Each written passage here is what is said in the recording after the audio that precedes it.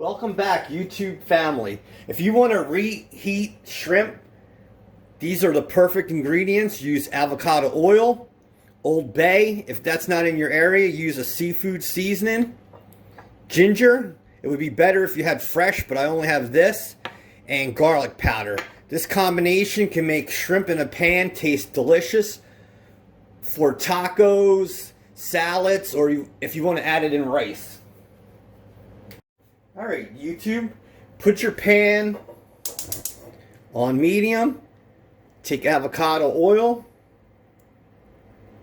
put that in there. You're going to want to take some Old Bay, sprinkle that about, take some ginger, and then the last thing is some garlic powder. If you have to, add more of these ingredients and just keep stirring. And this will bring that shrimp from the day before back to life and give it more flavor. And this would make for a perfect shrimp taco.